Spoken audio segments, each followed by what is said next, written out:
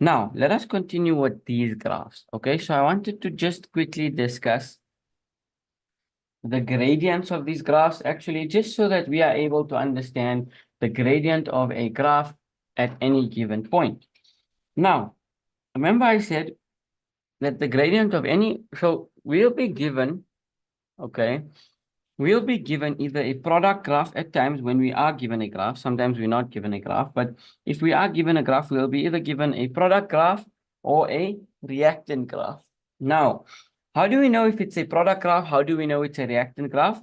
So if we look at the product graph, generally it starts all the way from 0.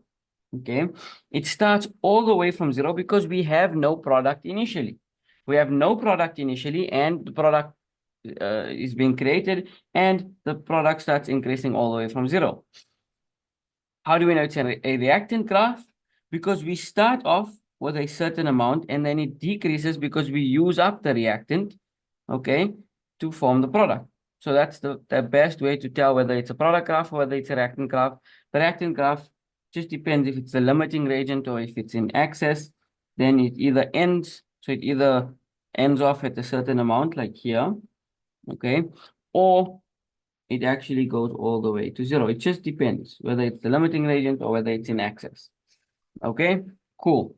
So yes, that's very important. We being able to identify, okay, this is a product graph because we can see that overall the amount of product is increasing, or the amount of mass, concentration, volume, or moles is increasing, okay, as time is increasing from left to right, of course, right?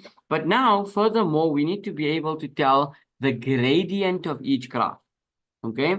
So while the first two graphs, which is the two product graphs, okay, in the first two graphs, right, we have them increasing, meaning the y-axis value is increasing, obviously, because as we go from left to right, okay, let me just show you here.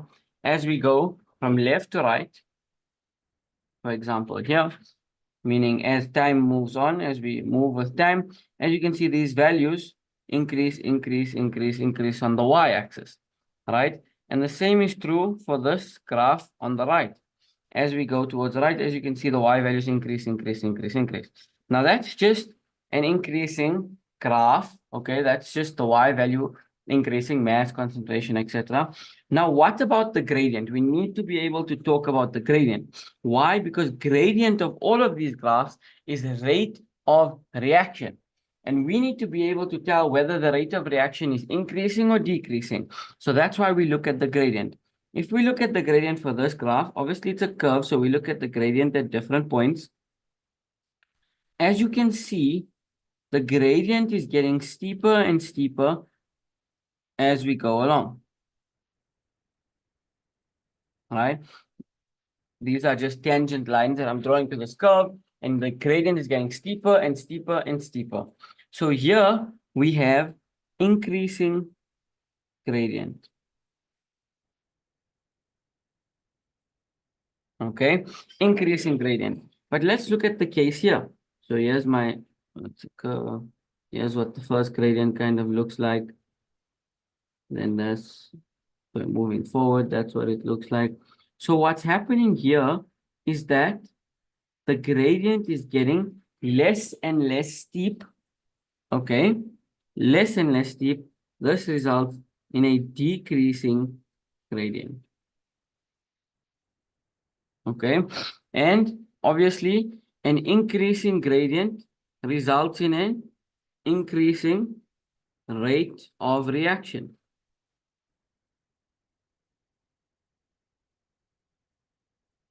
And a decreasing gradient results in a decreasing rate of reaction. So while the amount of product over time is still increasing, as time is moving on, we're still producing more product than we had before. It's just that as time goes on, we start producing it at a slower rate. The rate at which we are producing it is slowing down. Okay, so in this case, the rate at which you are producing it increases. Here, the rate at which you are producing it decreases. Okay, so we must consider the gradient. Let's have a look at this example. if we look at the steepness of the curve, okay, so it's definitely decreasing over time. Okay, it's decreasing. And in this particular case, what's happening to the gradient? It's becoming less and less steep. Less and less steep. So here we have a decreasing gradient. Okay, and this means decreasing rate of reaction. Okay, I hope you're on the same page and you understand this concept. Okay, so even though this is a reactant graph, this belongs for the reactants. We talk specifically about the gradient. Why do we care so much about the gradient? Because the gradient itself represents the rate of reaction. And when we do a question in a second, you'll see how they ask those questions. You need to be able to tell whether the gradient of the graph is increasing or decreasing or remaining the same. So in this particular case,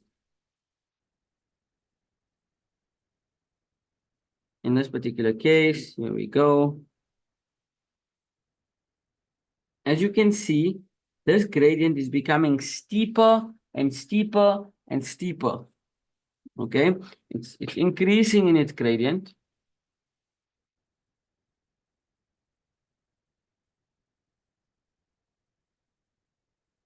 Okay, so that's how we look. Is the gradient becoming steeper or more shallow or less steep? So because this one is increasing gradient, it results in an increasing rate of reaction, just like this one here. Okay, so here we have, if we look at the two, if we compare the two, here we have the gradient becoming steeper, here we have it becoming less steep. That means this is increasing gradient, increasing rate of reaction, and this is decreasing gradient, decreasing rate of reaction. And similarly here, for reactant graphs, we can also have a look at the gradient, and we can see that this one has a decreasing gradient. It's becoming less and less steep. The curve is becoming less and less steep.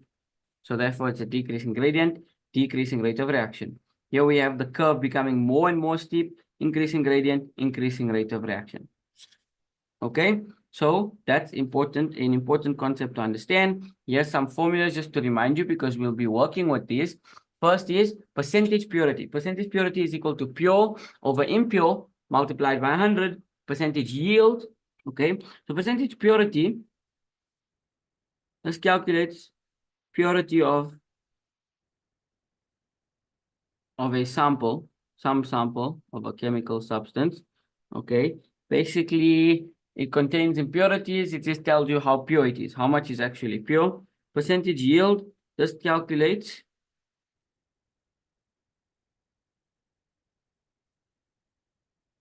how much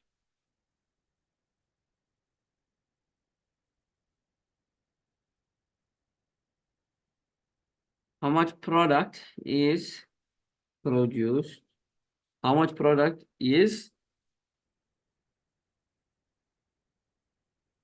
let's do that.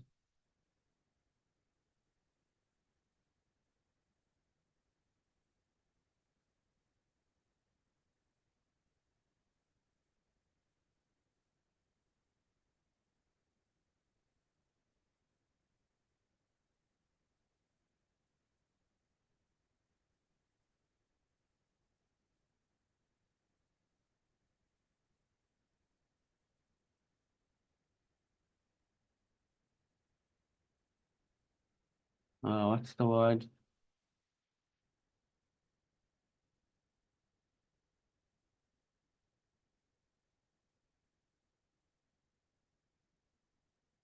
So percentage yield, okay, tells us how much product, okay, is actually produced compared to what the calculations predicted to be produced.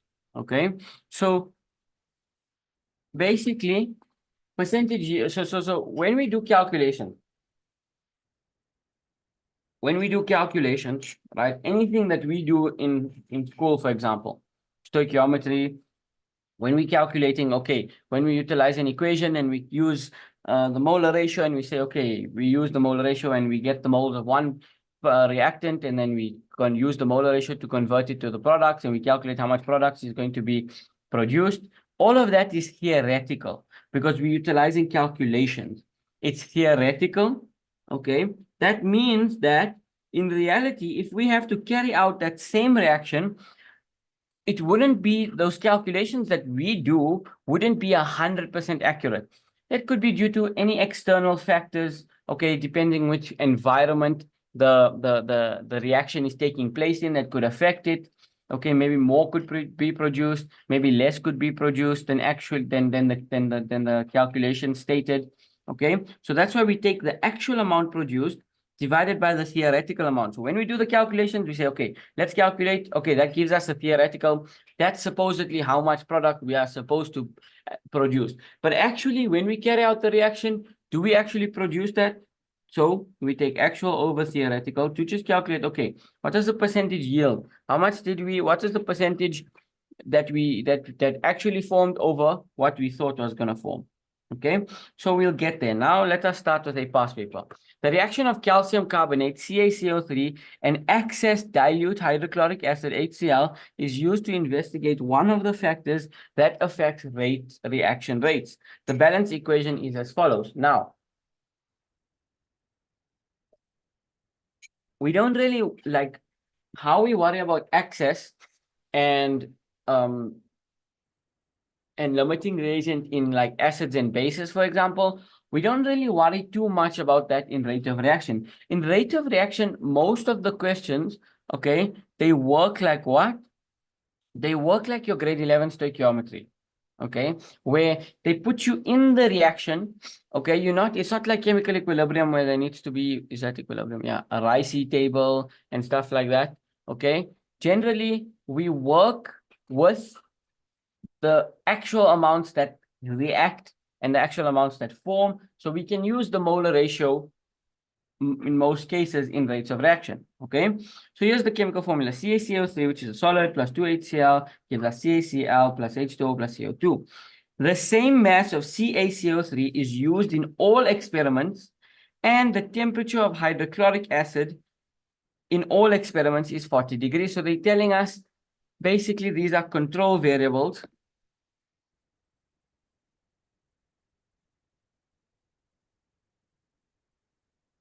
Things that are kept constant in order to keep a fair experiment.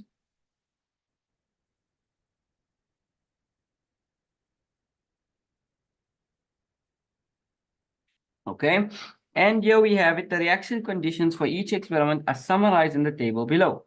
So in experiment 1, a volume of, so all three experiments, so there's 3 different experiments, same volume of HCl, same concentration of HCl. Okay, so that remains the same. What is changing is the state of division, which is basically the surface area.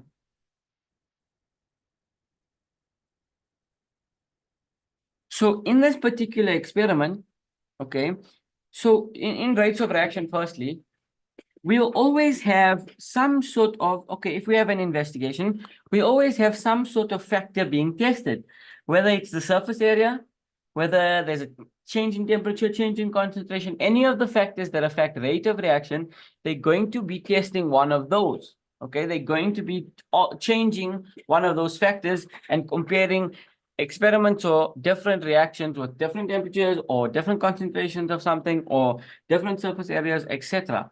So let's just quickly revise surface area, okay, right? So they could change any one of the factors. So what we need to understand is with surface area, okay, the smaller the particles, the larger the surface area. So in fact, when we have a powder compared to a tablet, okay, this rate of reaction for this one with a powder is greater than that rate of reaction. Okay, so the higher, the bigger the surface area, the faster the rate of reaction. So in this case, it goes in this order. This has the highest surface area, then it's this guy, then it's this guy. Okay, I'll add in a table into the notes that just go through this like granule, lumps, powder, and then 1 or 2 others. So we just understand how the different shapes look and the surface areas, and then as well as which one has the largest surface area between the 3. Okay, so welcome, Punita. We just basically, we discussed gradient of these graphs. Okay, so I'll quickly just revise it for you. So basically, I want to compare, so gradient of these graphs, products and reactants. Okay, so we said that this one is a product graph because it starts off from 0 and it increases to some number, starts off 0, increases to some number. This is a reactant graph because we start off with a certain value and it decreases, meaning it decreases with time, meaning we use up reactants. And here we are forming products.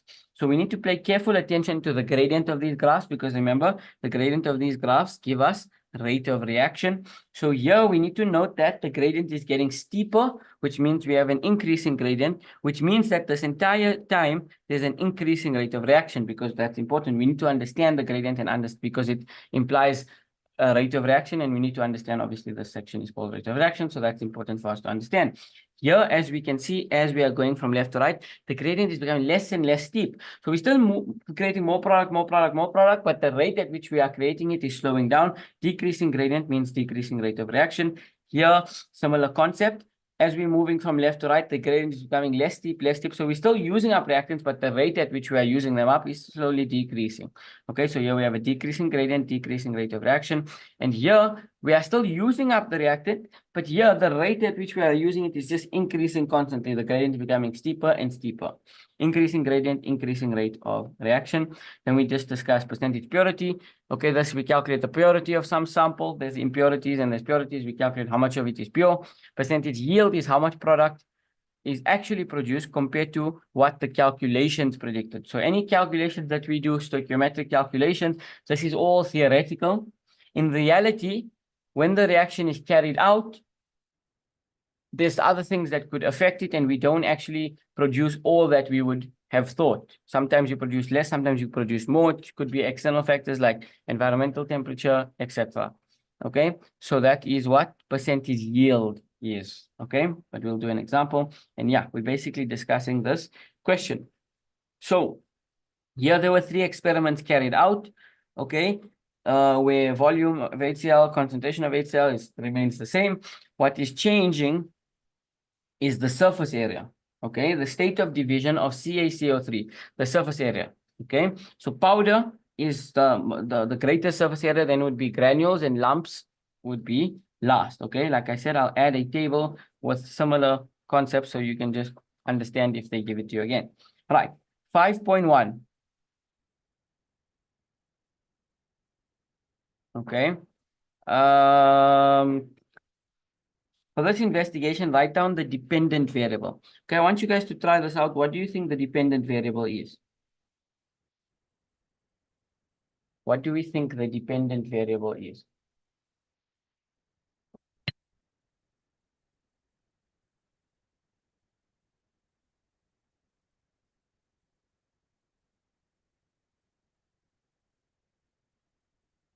In this particular case.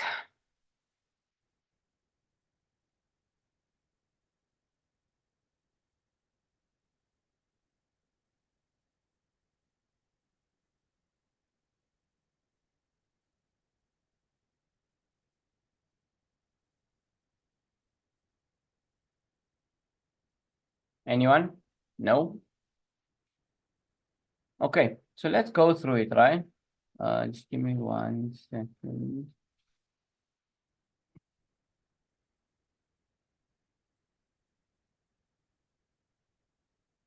Okay, so in this particular case, the dependent variable, in fact, for all, and I'm going to try and get you some nice notes on experiments, but in fact, for all rates of reaction experiments, okay, the dependent variable is always the rate of reaction. Now, quickly, let us discuss what is a dependent and what is an independent, okay? So I don't think I did this with you guys, but a really easy example, independent compared to dependent, and we'll discuss a control variable.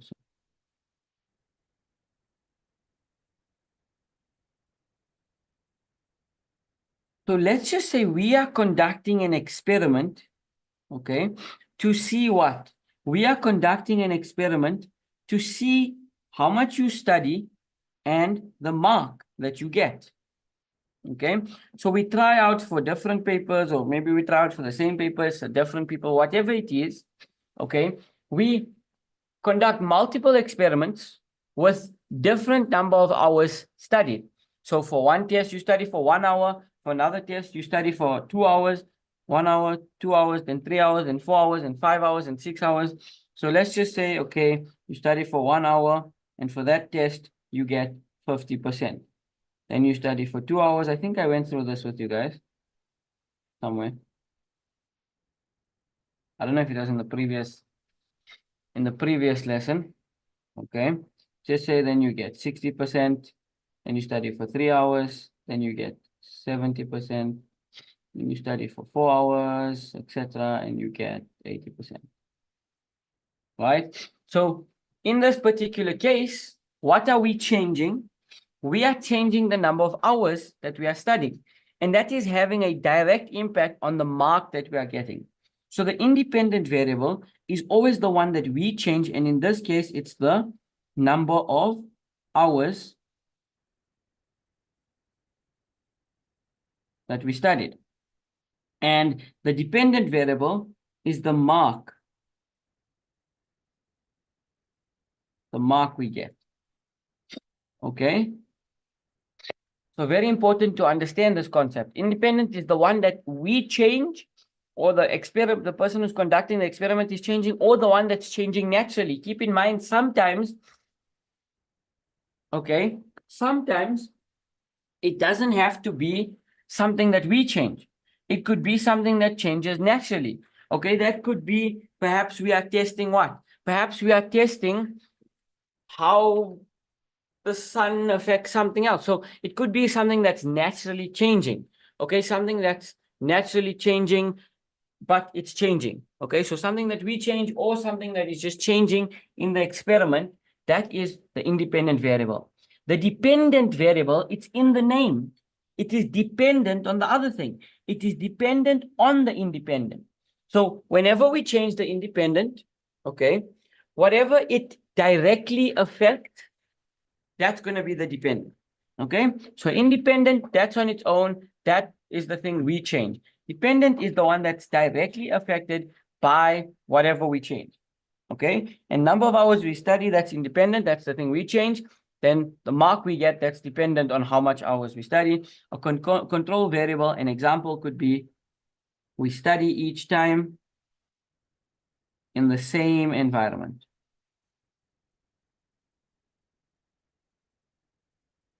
Okay, also the purpose of control variables, right, is to basically keep a fair experiment.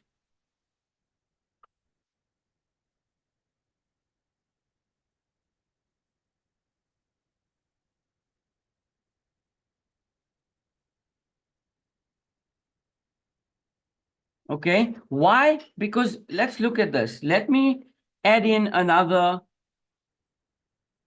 independent variable. So here I say that you study in a noisy area. Then here I say you study in a less noisy area. Then here you study in the library.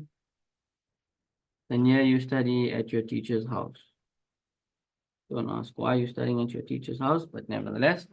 So now I'm telling you, okay, you studied for 1 hour in a noisy environment and you got 50%. Study for 2 hours in a less noisy environment and you got 60. You study for 3 in a library and you got 70. You study for 4 in a teacher's house and you got 80. Now it's almost difficult to kind of determine exactly what's helping you out. Okay, is it the amount of time you're studying, or is it the environment you're studying in? Okay, that's why we only have one independent variable. Okay, I'll just say this.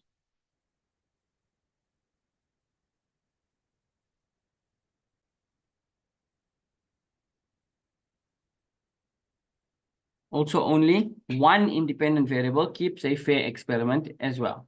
Okay, perfect. So now we look at this, and it's not very obvious in these questions, but it's always implied that what's being affected is always the rate of reaction. But of course, you should know that we're testing out rate of reaction. This is rate of reaction section, and generally, whatever factors we're changing, we're trying to see how does it affect the rate of reaction. So the dependent variable for the section, rate of reaction.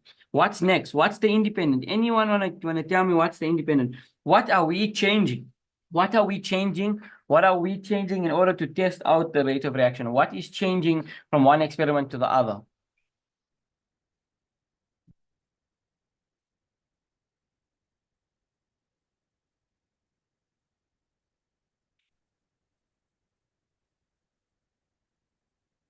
Any idea?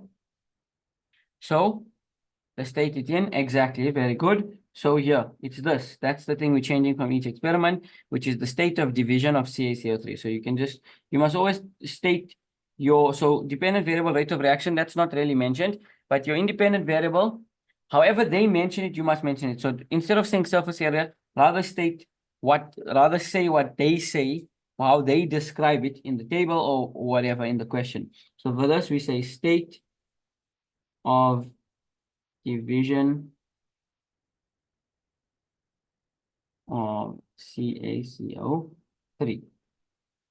Okay, let's look at this. They say the carbon dioxide gas CO2 produced during experiment A is collected in a gas syringe. The volume of gas collected is measured every 20 seconds. Okay, and the results are obtained are shown in the graph below. Can someone tell me? Okay, I know we don't have the equation in front of us or anything, but we have the paragraph that could help this question. But just look at the graph, the surface area of the substance, correct? But yeah, it's better to put how they describe it. Okay, so would this be just alone, just from the shape of the graph, would this be a product graph or a reactant graph? What would this be? A product graph or a reactant graph?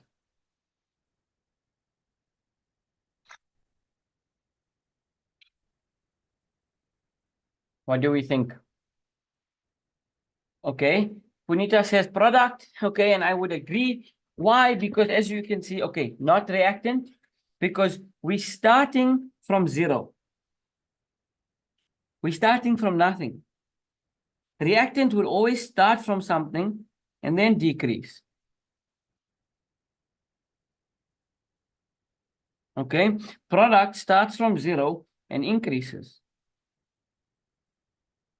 Okay, so in this case, it's certainly a product graph. What does the gradient give us?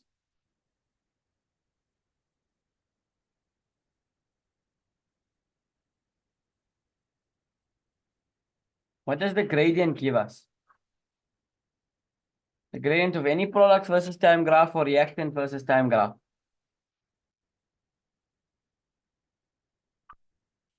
Remember, gradient is always whatever's on the y-axis over whatever's on the x-axis. So here we're going to have change in volume over change in time. What does this look like? Rate of reaction. Very good. Rate of reaction. Remember on the first page we discussed that change in volume over change in time, change in concentration over change in time. All of those are rate of reaction. But either way, these graphs, the gradient always give us rate of reaction. Okay, important. Before we even get to the question, these are things we must note. These are things we must know. So they say carbon dioxide gas, CO2 produced during an experiment A is collected in a gas syringe. The volume of the gas collected is measured every 20 seconds and the results are obtained. So firstly, we're working with experiment A. That's important. So we must use the values of experiment A. I know that they're all the same. Okay, but let's go on top and see if there's anything different. Okay. Yeah, but also obviously, if you look at the equation, you'll see that carbon dioxide is here. It's a product, so it definitely also has to be a product graph and they tell you the amount of CO2 produced actually in that statement. Okay, is there anything else we need to? Okay, yeah. So this is the amount of carbon dioxide gas produced. Let's just see if we're gonna need this chemical equation.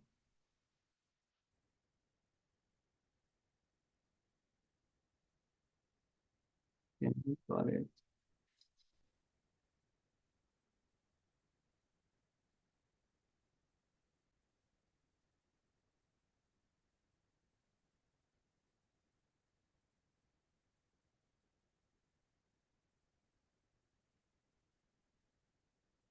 Let's take this graph as well.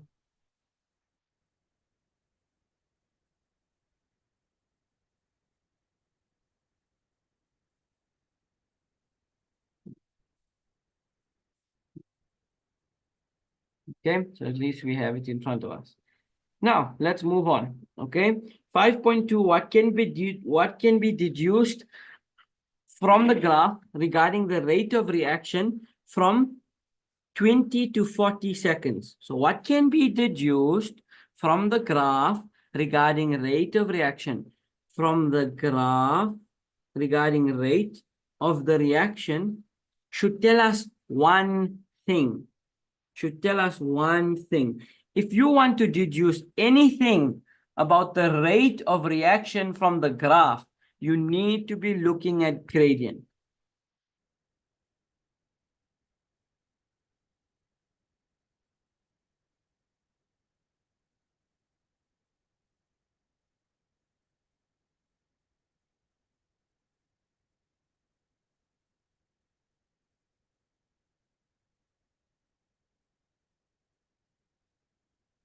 We need to be looking at gradient. That should be a red light in our head. They tell us what can be deduced from the graph regarding rate of reaction. Where is rate of reaction in this graph? Where is it ever mentioned? Not here, not here. This is a volume versus time graph. There's nothing mentioned about rate of reaction, but we need to know that gradient gives us the rate of reaction. So if we want to deduce anything, they basically just want you to describe it, what's going on with the rate of reaction. Okay. So from 20 to 40 seconds. So from here, this interval they want us to look at.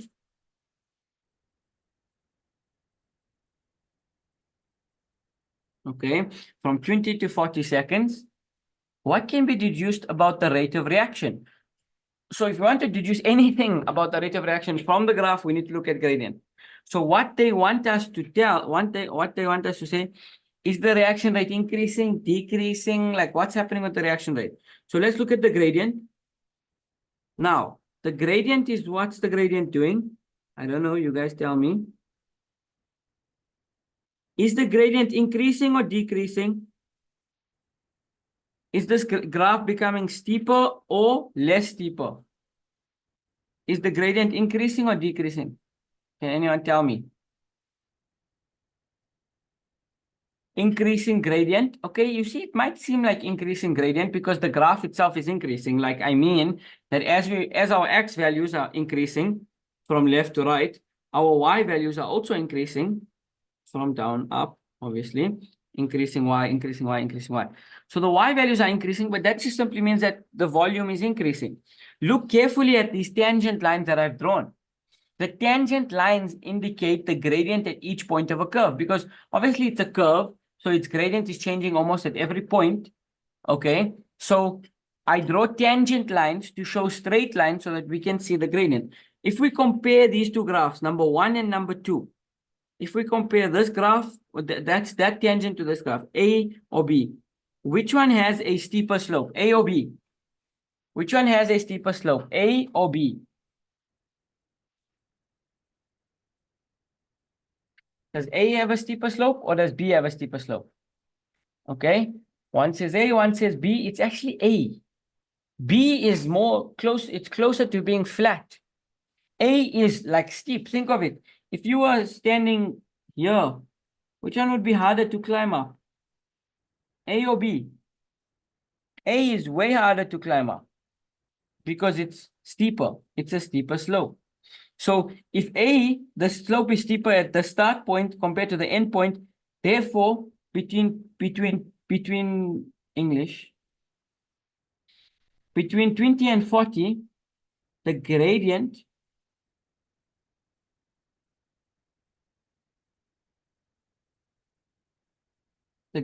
is decreasing. And if the gradient is decreasing, then the rate of reaction is also decreasing. I hope we're on the same page. I hope this makes sense now. Okay. If we compare the gradient, if we just compare it from left to right between 20 and 40, the gradient is getting less and less steep, which means the gradient is decreasing, which means the rate of reaction is decreasing. So what can we deduce about the rate of reaction between 20 to 40 seconds? Okay, that we say that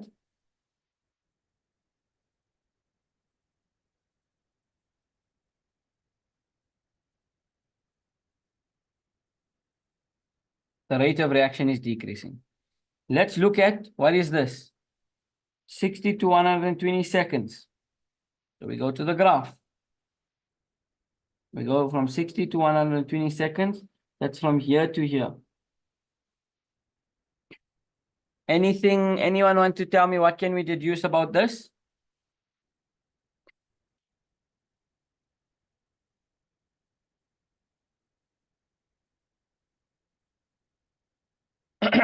This is a horizontal line. What's the gradient of a horizontal line?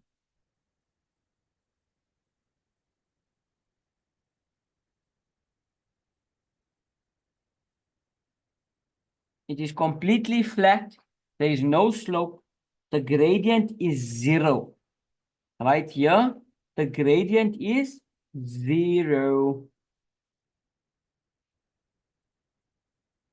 So if the gradient is 0, then the rate of reaction is 0.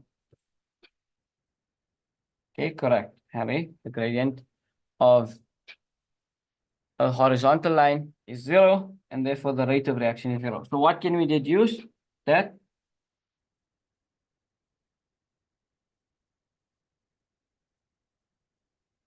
is 0. There is no rate of reaction. The rate of reaction is non-consistent. It's 0. Okay. Right. Let's move on. 5.3. Calculate the average rate in centimeters cubed per second. So remember, we can get different formulas for rate at which CO2 is produced in the experiment. Now, 5.3, they want us to calculate the rate at which CO2 is produced. Okay. So in this case, they gave us the graph, and CO2 is being produced. We have the volume over time. So remember, rate of reaction is what? Rate of reaction is gradient. Okay, so I'm going to actually do gradient of the graph, change in volume over change in time. Okay, I'm basically doing a y2 minus y1 over x2 minus x1 for this particular graph. Okay, and the best thing is to choose the start point. And sorry, this is the start point and the end point. So I choose the y2 here, and then it's always nice to choose 0, 0, because then it'll just cancel out. So the y here is 500 centimeters, so I want to keep it in centimeters, and the time here is 60. So this is where?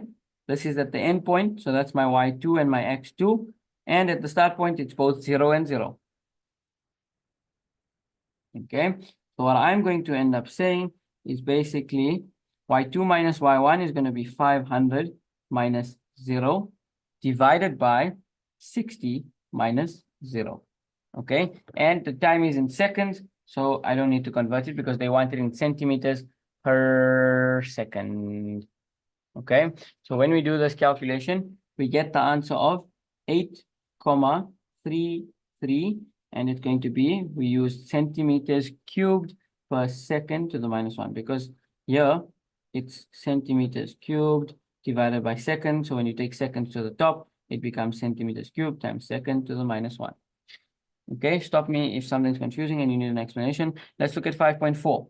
They say, how will the volume of CO2 produced in experiment B compared to that produced in experiment A? Choose from greater than, smaller than, or equal to. Any idea? Okay, let's look at experiment B and experiment A. So in experiment B, we use granules. In experiment A, we use granules. In experiment B, we use lumps. So we use different surface area. So they're asking, how would the volume of CO2 produced be affected by the change in surface area? Would the volume change? Would it increase, decrease, or would it remain the same?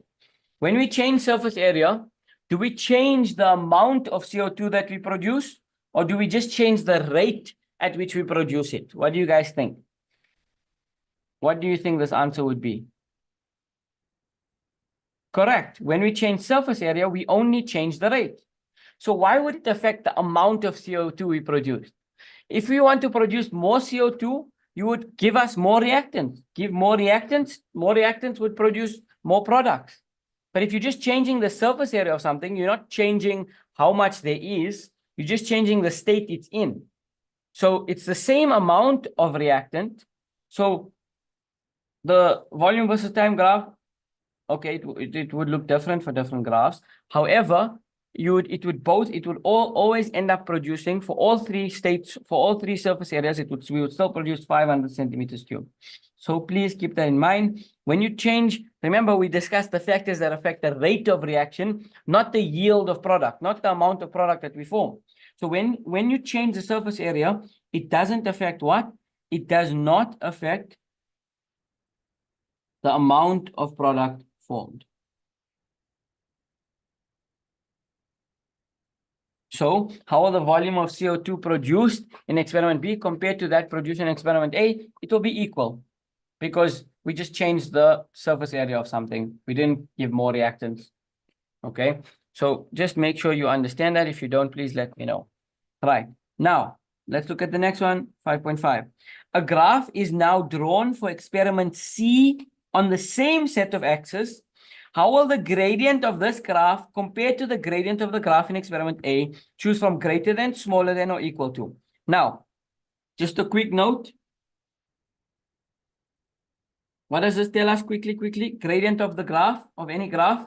In this case, gradient of the graph. What does it tell us? Quickly. ROR. Okay, very good. It tells us the rate of reaction. So in essence, is this maths? Is this maths paper 2 analytical geometry? No, it's not. Rate of reaction, not reactants. Rate of reaction. Okay. Do they care about the gradient? Do they want you to be able to? Oh, no. They care about what the gradient implies. The gradient implies rate of reaction. So when they're asking how will the gradient of this graph of experiment C compared to the gradient of the graph of experiment A, they're actually asking you, how does the rate of experiment C compare to the rate of experiment A? Let's look at the two. In A, we use granules. That's the important thing. We need to understand what changes between A and between C. If we don't understand what changes between A and between C, then we're not going to be able to judge the rate. Okay. So what do you guys think? How would the reaction rates? Okay, let's just see what they say. They say, how would the gradient of graph C compare to the gradient of graph A? So basically they're asking how will the rate of reaction of experiment C compare to the rate of reaction of experiment A? What would you guys say? Would experiment C have a greater, smaller, or equal rate of reaction than reaction C or reaction A? Sorry. How would the rate of reaction of experiment C compare to that of A? Okay, Punita says that C will have a greater rate of reaction. C's reaction rate is greater. Give me a reason quickly.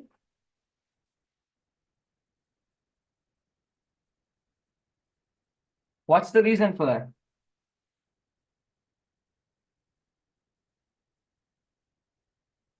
The substance is in powder form. Exactly the substance that we use, one of the reactants that we use, CaCO3, when it mixes with HCl in terms of with a powder form, it's going to react much faster because of its greater surface area.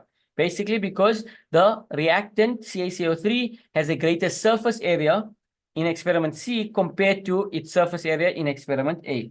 So how would the gradient, you see they ask gradient, a graph is now drawn for experiment C on the same set of axes. How will the gradient of this graph compare to the gradient of the graph for experiment A?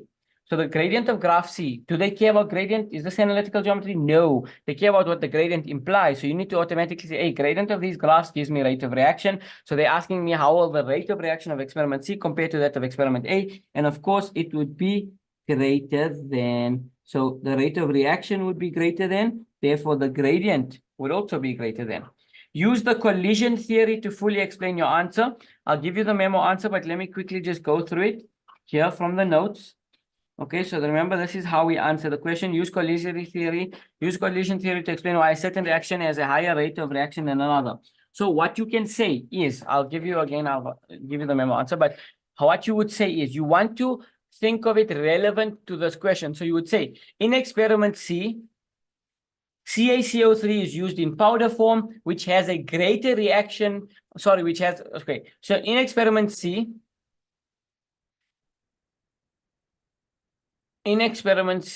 okay, CaCO3 is used in powder form, which has a greater surface area than the CaCO3 in reaction A. Okay, so we mentioned the factor, which is surface area. Okay, you can even say it has smaller particles, which therefore has a larger surface area. Then you say, therefore, there will be more particles with sufficient kinetic energy, more effective collisions per unit time, and therefore a higher rate of reaction. Okay, so here's it here. Okay, let me just read it out one more time. The surface area of CaCO3 in experiment C is greater than the granules used in experiment A. There are more effective collisions per unit time, higher rate of reaction, therefore greater gradient. Okay, actually they asked us to compare the gradient. So we won't mention more particles have sufficient kinetic energy. That's specifically only for temperature. But basically we'd say the surface area of CaCO3 in experiment C is greater than the granules in experiment A. Therefore, there are more effective collisions per unit time, because remember now, the powder is spread out nicely now, so they all like kind of react at the same time, therefore higher rate of reaction. And since they're asking us to talk about the gradient, then you'll say therefore greater gradient. Therefore, that's why we're saying it has a greater gradient. Right, let's look at 5.6. We're going to end shortly. Assume the molar gas volume at 40 degrees Celsius is 25.7 decimeters cubed per mole. Calculate the mass of CaCO3 used in experiment A. So again, this is going to be basic stoichiometry. Let's do 5.6. Okay, so this guy here should remind us of one formula. And that formula is N is equal to V over Vm. Let's actually...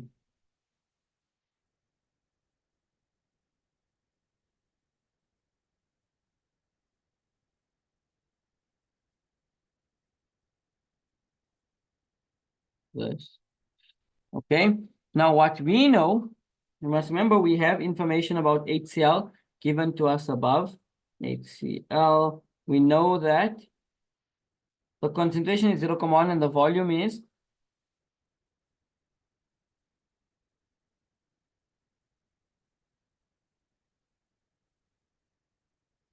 500 centimeters cubed, which we need to divide by 1,000 to give us 0.5 decimeters cubed. Okay, so we know that about this guy HCl. So we know some information about HCl, one of our reactants. We also know that the molar gas volume is 25. So we know that Vm is equal to 25.7 decimeters cubed .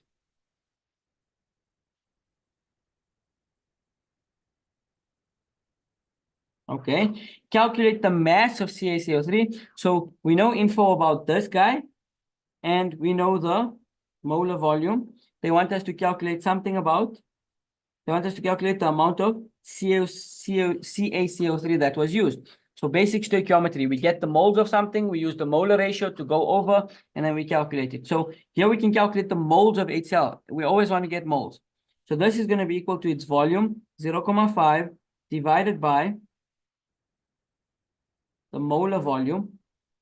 Okay, when we do this calculation, we get 0.0195 moles. Easy calculation, you can do it in your head. Okay, now we know the moles of this guy, 0.0195. So we can use that molar ratio 2:1. So we can say HCl is to CaCO3. This is a 2:1 ratio, which therefore this has 0.0195 is 2. We've got to divide that by 2. When we divide it by 2, we get, I am missing something. Sorry, this is very stupid of me. I'm rushing to do the question. I'll tell you why we cannot use these values for HCl. We cannot use these values for HCl.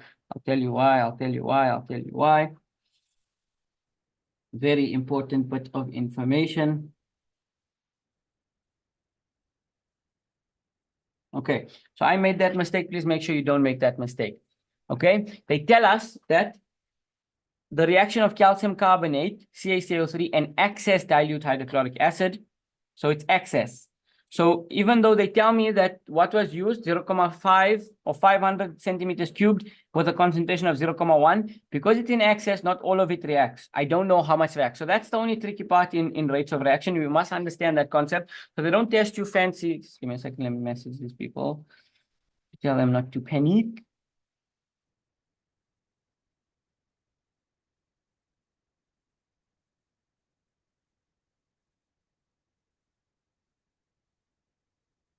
Okay. You need to be careful what's in excess, what's not in excess, what actually reacts, etc. Okay, keep that in mind. So in this case, we cannot use HCl, the values of HCl, because it's in excess. We don't know how much actually reacts. Okay, when we do acids and bases, we're going to get the skill of understanding excess and limiting reagent properly. Okay, but for now, like I said, the calculations here don't require you to do anything fancy. It's general stoichiometry for rates of reaction. Maybe it's their way of testing us grade 11's stoichiometry in grade 12. Okay, but this excess dilute hydrochloric acid, out of this 500, I can't use those values because not all reacts. Just keep in mind, this is something that I want you to keep in mind, and we'll try and cement when we do acids and bases and do those questions. But in this chemical equation, the values that we can substitute is we can only substitute values that actually reacted or values that are actually formed. It can't be, I can't substitute 0.5 moles here and use it in stoichiometric calculations because not all of it reacted. I know that because it's in excess, meaning there's leftover afterwards. Okay, so you can never substitute values into, you can never use your stoichiometric calculations, any of the formulas that you learn, with values that don't actually react or don't actually form. Okay, that's the trick here. You must, especially for rates of reaction, you must use values in order for you to use the molar ratio, in order for you to substitute into your formulas. It has to be values that either actually reacted or actually formed. Now, don't I know something that actually formed? Because they gave us the graph of the amount of carbon dioxide that was produced. This is measured. They did this experiment and they measured it. They say the carbon dioxide gas CO2 produced in experiment A is collected in a gas range. The volume is then collected. So this was actually done. So this was the amount that was actually produced. So this is what we have to use. And they tell us the molar calculate the amount of CO2 used in experiment A. So that amount of carbon dioxide was for experiment A, so we have to use it, right? So we have the molar volume, and we have information about this. We know that 0.5, I'm converting it to decimeters cubed of CO2 was definitely produced. That was actually there's something produced. Do I know that all that 0.5 moles of HCl was used up? No, I don't. It was in excess, so I can't use it. Always. This was always the case. You in these equations, in these chemical reaction equations, you could only ever use things that actually reacted or actually produced. It's just that previously, like in grade 11, they don't tell you that. You kind of do learn it, but not maybe that properly. But you're just so used to using molar ratio that you don't think of it. Okay, but that's why we can't use an excess value and sub it in and use the chemical formula for an excess value, because not all of it reacts. And again, for the millionth time, very important, we can only sub in values of amounts that actually reacted or actually formed. And we know that this is 100% true. So now we can calculate the moles of this guy to get the moles of that guy and then convert it to mass. So the same thing, N is equal to V over Vm, which is again 0.5 because 0.5 of CO2 was produced, divided by 25,7. But this is actually now for CO2, so we can indicate that. And this gives us that same number, 0.0195 moles. But now we're comparing CO2, so we're comparing the moles of CO2 to the moles of, that looks like mass, to the moles of CaCO3, and it is a 1-to-1 ratio. Therefore, if the moles of CO2 are 0.195, then the moles here are 195. It's the same. So now I know the moles of this guy. So now I just convert it to mass using this formula. 0.0195 is equal to the actual mass, which is going to be in grams, divided by the molar mass. Molar mass, we just add up the mass, the molecular mass of that, and it gives us 100. So that when we calculate the mass, we actually turn out to have used 1.95 grams of CO2.